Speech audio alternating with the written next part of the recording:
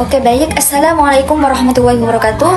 Di sini saya Sri Fatimah, di mana saya akan mempresentasikan atau memaparkan materi tentang perencanaan pasar jasa, integrasi segmentasi, targeting, dan positioning dalam perspektif kualitas layanan.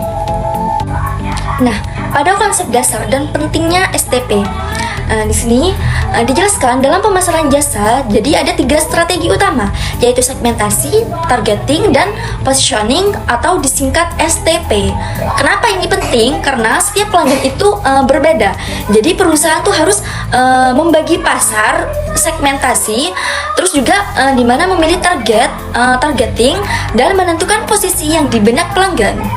Nah, semua ini tuh harus didukung oleh kualitas layanan yang baik agar pelanggan merasa puas. Selanjutnya ada kualitas layanan serve qual.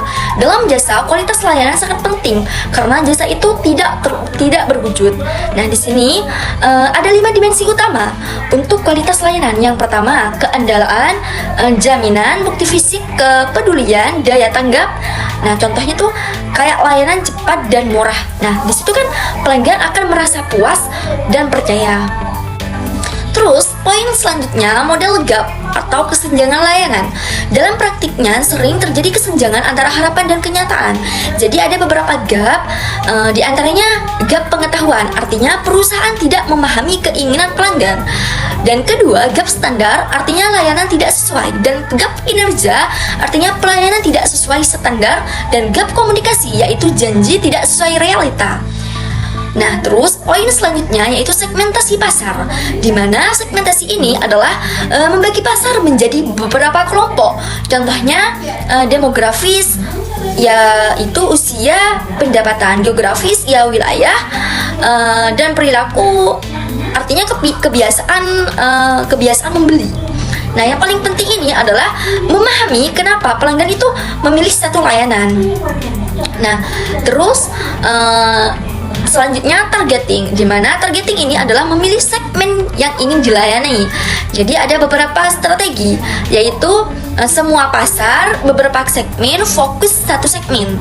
Nah, tujuannya agar perusahaan itu lebih fokus dan tidak membuang sumber daya. Terus selanjutnya positioning, yaitu adalah bagaimana perusahaan tuh ingin dikenal oleh pelanggan, misalnya murah, berkualitas tinggi, pelayanan terbaik. Nah, di sini positioning harus jelas supaya berbeda dari pesaing dan mudah diingat oleh pelanggan. Nah, poin selanjutnya adalah integrasi STP dan kualitas layanan. STP ini harus disesuaikan dengan kualitas layanan. Contohnya, segmen premium, artinya fokus ke empati dan fasilitas mewah. Terus yang kedua, segmen bisnis, artinya fokus kecepatan dan keandalan. Nah, jika sesuai, maka pelanggan akan puas dan loyal.